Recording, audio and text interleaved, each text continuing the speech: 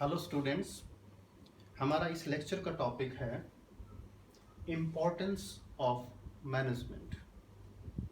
I think only management is important. Successful organization जितने भी हैं वर्ल्ड वाइड देखिए, they do not achieve their goal by chance, but they have to follow a deliberate process of management. यानी ये management का hard work है, vision है, जिसके बेस पर बड़े से बड़े ऑर्गेनाइजेशन अपने गोल अचीव करते हैं। Management is a life giving element to the organization. ये लाइफ गिविंग एलिमेंट है। यानी अगर बिजनेस ऑर्गेनाइजेशन में से मैनेजमेंट को माइनस कर दिया जाए तो मैनेजमेंट ये मान लीजिए एक तरह से जीरो हो जाएगा, डेड हो जाएगा।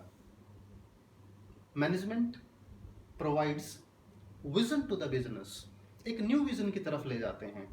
तभी तो देखिए वर्ल्ड वाइड कितने एग्जाम्पल्स हैं कि सिर्फ मैनेजमेंट का विजनरी और हार्ड वर्किंग फोकस्ड डेडिकेटेड होने की वजह से एक छोटा सा ऑर्गेनाइजेशन वर्ल्ड वाइड स्प्रेड हो जाता है, एक्सपेंड हो जाता है।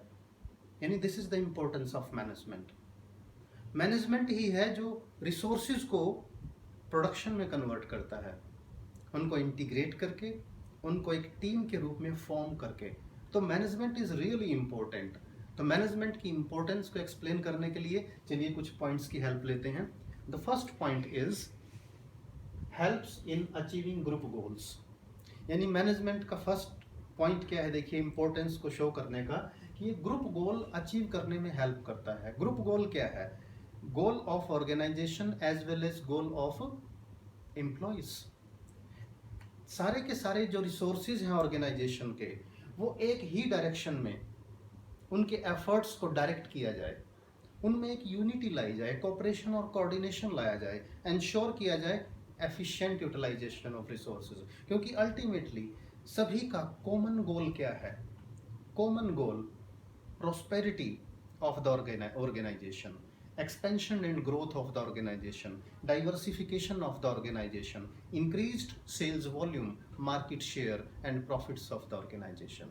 ये कॉमन गोल, यानी अगर ये गोल अचीव होते हैं तो हर किसी को क्रेडिट जाता है और हर किसी को बेनिफिट मिलता है। Not only organization get benefit out of it, but employees also get benefit, और सोसाइटी को भी इससे बेनिफिट होता है।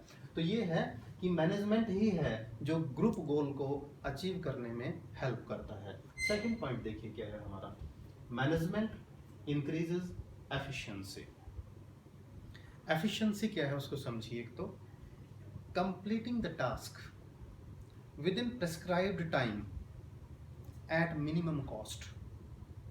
यानी काम को with in prescribed time complete करना मिनिमम कॉस्ट पे, यानी maximum output minimum cost, that is efficiency. और ये कैसे पॉसिबल है? This is possible through sound management only. Management employees को ट्रेनिंग देकर, डेवलपमेंट प्रोग्राम्स के थ्रू उनकी नॉलेज अपडेट करके, उनको टाइमली मोटिवेट करके, उनका मोरल डाउन ना होने देना, ऐसा कंटिन्यूसली करके ये इंश्योर करती है कि एम्प्लॉयज एफिशिएंट बने।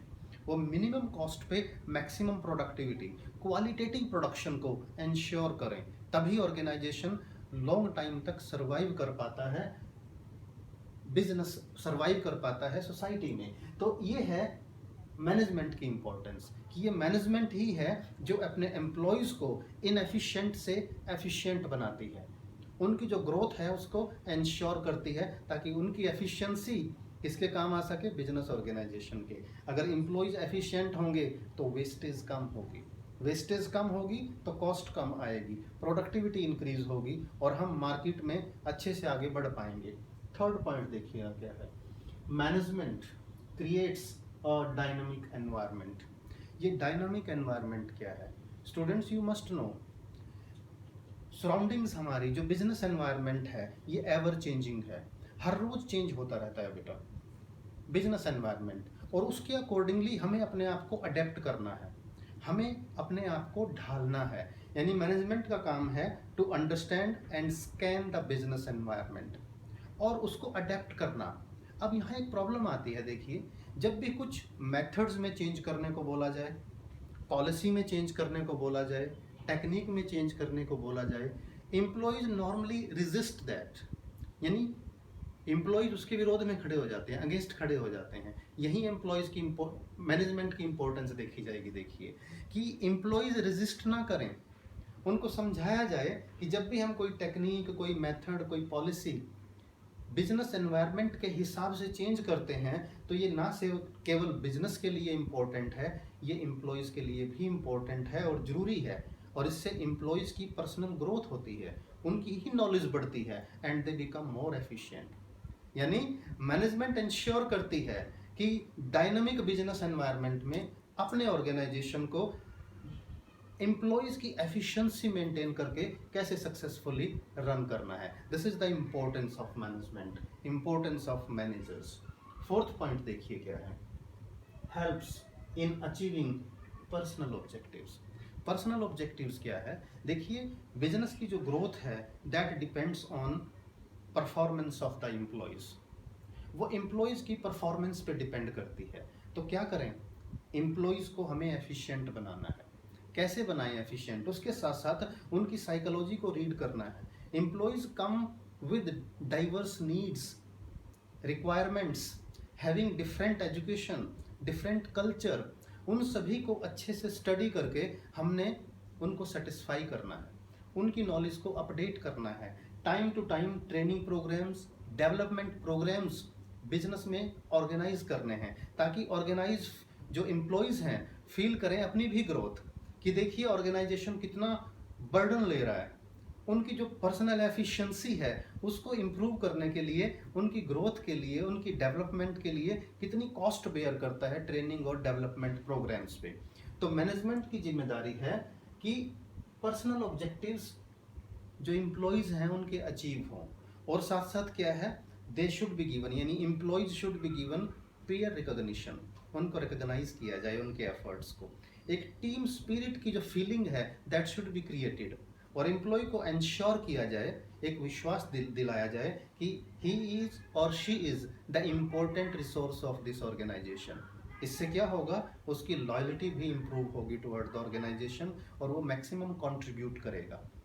तो ये है मैनेजमेंट की इम्पोर्टेंस। लास्ट पॉइंट देखिए क्या है, management helps in development of society. देखिए मैनेजमेंट या बिजनेस किस पर डिपेंड करते हैं दोनों? सोसाइटी पर। सारे रिसोर्सेज वो सोसाइटी से तो लेते हैं। अपना प्रोडक्शन अगर वो सेल में कन्वर्ट करते हैं तो किस पे, किस बेस पर? कस्टमर्स के बेस पर, यानी कस्टमर ओरिएंट होंगे। अगर कस्टमर बढ़ते जाएंगे तो बिजनेस ऑर्गेनाइजेशन सर्वाइव भी करेगा, उसे प्रॉफिट भी होंगे, उसकी ग्रोथ भी होगी। तो बदले में मैनेजमेंट की इंपॉर्टेंस क्या है? देखिए management must meet the social obligation, यानी सोसाइटी के प्रति मैनेजमेंट का भी एक रिस्पॉन्सिबिलिटी है, एक ऑब्लिगेशन है, उसे पूरा किया जाए कि जो हमारे रिसोर्सेज हैं, रिसोर्सेज का एक हिस्सा, चाहे प्रॉफिट मान लें आप उसको, प्रॉफिट का एक हिस्सा सोसाइटी के बेनिफिट के लिए इस्तेमाल किया जाए। बिजनेस को इस तरह से रन करें, एक्सपेंड करें, ग्रो करें कि मैक्सिमम एम्प्लॉयमेंट अपॉर्चुनिटीज़ हों। अगर एम्प्लॉयमेंट अपॉर्चुनिटीज़ होंगी तो ज़्यादा से ज़्यादा लोगों को एम्प्लॉयमेंट मिलेगा, जॉब मिलेगी, जिससे क्या होगा, लोगों का स्टैंडर्ड ऑफ लिविंग बढ़ेगा। इवन आपके यहाँ जो एम्प्लॉयज़ काम करते हैं उनको प्रॉपर सैलरी रेम्यूनरेशन दी जाए, इससे भी सोसाइटी का बेनिफिट होगा क्योंकि उन लोगों का स्टैंडर्ड ऑफ लिविंग इम्प्रूव होता है। तो इसी तरह अपने प्रॉफिट का एक हिस्सा आप सोसाइटी के बेनिफिट के लिए, कहीं रोड कंस्ट्रक्शन के लिए, कहीं वाटर फैसिलिटी प्रोवाइड करने के लिए, कहीं आप डिस्पेंसरी ओपन करके, कहीं बुक्स स्टॉल ओपन करके, कहीं स्कूल्स ओपन करके आप सोसाइटी का बेनिफिट कर सकते हैं, सोसाइटी को पॉल्यूट ना करके। ये भी एक जिम्मेदारी है। देखिए उन टेक्निक्स का इस्तेमाल किया जाए जिससे हमारा एनवायरनमेंट कम से कम पॉल्यूट हो, उसकी जो क्वालिटी है उसको मेंटेन किया जा सके। और ये पॉसिबल है जब आपकी मैनेजमेंट विजनरी होगी, जब वो इन चीज़ों को अंडरस्टैंड करेगी, जब मैनेजमेंट सेंसिटिव होगी towards the resources, towards the society.